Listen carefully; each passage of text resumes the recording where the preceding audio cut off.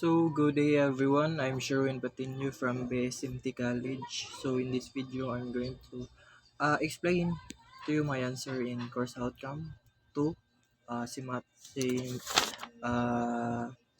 cargo piping diagram. So, it's been 6 tasks. So, task 1 to task 6. So, let's start. So, in task 1. So, in task 1, find the cargo tank number ALCO and AMCO.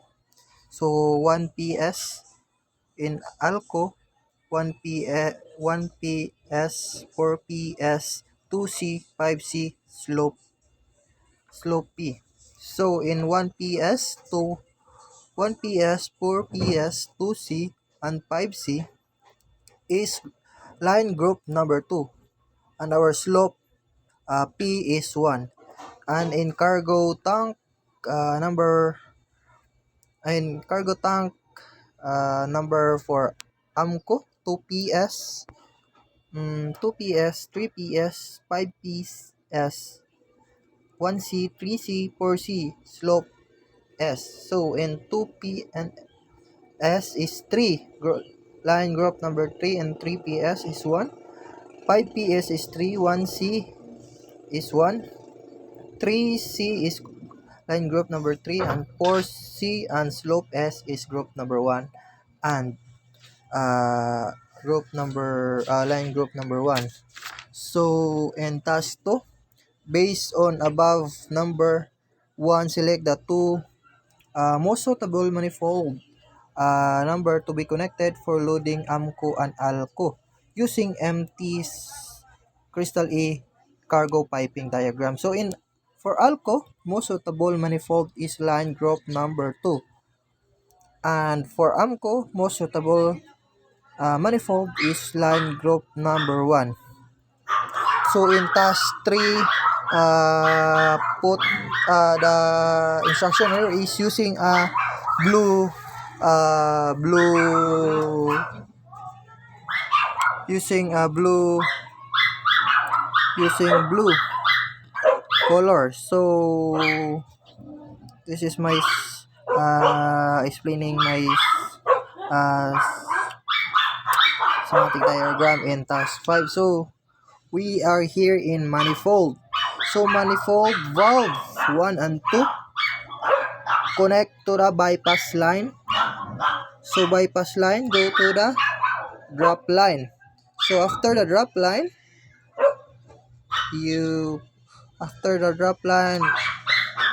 then go to bottom lines. Bottom drop line, open the drop valve, bottom lines. After the bottom lines, we have a branch line. So this is the branch line. This is the branch line here. That's a branch line. So after the branch line, open the valve tank. So this is the valve tank, the color green. Press it's open. So after that, this is the bell mouth. So same as task number 4. So this is cargo piping, and this is charging. This is charging, and this is discharging cargo diagram. So I will explain you. So here we're from bell mouth. So from bell mouth to valve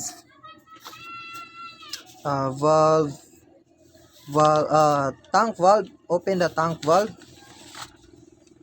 Of course, you must open the tank valve. So after opening the tank valve, we must go to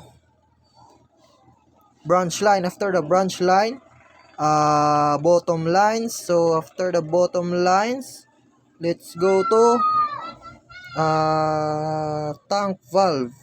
Oh, common valve. This is the common valve. After bottom lines, go to the bottom lines again. After the bottom lines, we open the bulk. Uh, this is the bulkhead valves. After bulkhead valves, we must open the open and go to the sanction line. After the sanction line, we have the sanction valve. Open the sanction valve and strainer. After the strainer, COP. We go to COP after that in the delivery line. So after the delivery lines, go up to the riser lines. After the riser lines, we go to the deck lines. So after deck lines, go to the deck master valve. After the deck master valve, we go to the manifold pump lines and go to the bypass valve. So this is the bypass valve and following to the discharging. So open in discharging, open the manifold valve. This is the manifold valve and discharging. So that is our task 4. So in task 5 and 6, so this is explaining. So as I explain you, so task 5 explaining uh, from manifold valve 1 and 2 go to bypass. So in task 5 and 6, explaining our what we call that, um, uh, so follow or naming the valve and piping. So this is naming the in order. So we start in task 5.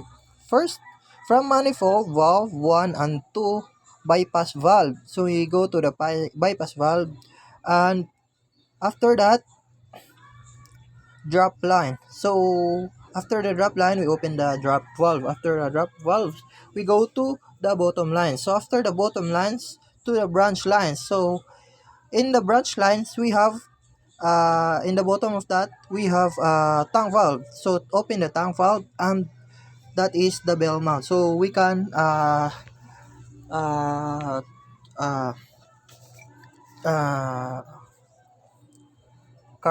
so we can put the what we call that, the alku. So that is charging. So we can charge after that in the bell mount. So after that in task 6, bell mount tank valve branch line. So first we must discharging. So discharging.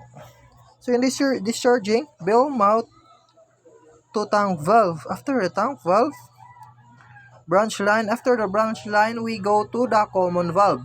So after the common valves, bottom lines again. Open the help valves, and we go to the sanction line. Open the sanction valve and strainer. We go to strainer and COP 1 to 3 because we use the 3 uh, lines as per prescribed in the instruction. So after that, from the COP to the delivery line, after riser, deck lines, deck master valve, bypass valve, manifold valve. So that is my explanation in CO. So that is my explanation in CO3. So thanks for watching my my explanation. Thank you. Have a good day, everyone.